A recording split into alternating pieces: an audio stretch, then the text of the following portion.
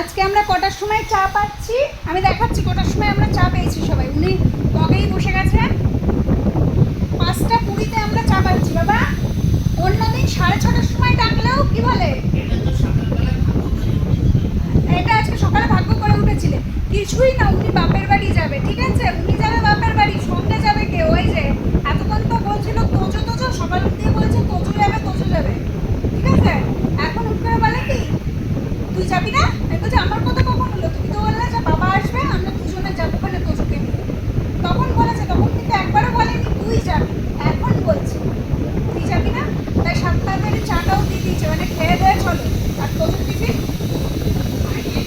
তো তোজোকে খাইয়ে দিয়েই নিয়ে যাবে। ও বাটি দেখিয়ে দিচ্ছে। আমাদের চা আজকে 7 তাড়াতাড়ি হয়ে গেছে, ও কেন টিফিন পাচ্ছে না? ও গিয়ে বাটি দেখিয়ে দিচ্ছে গো।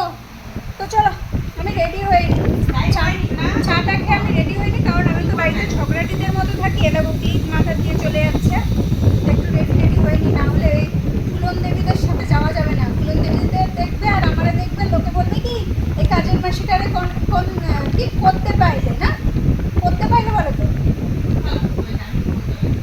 শেখো।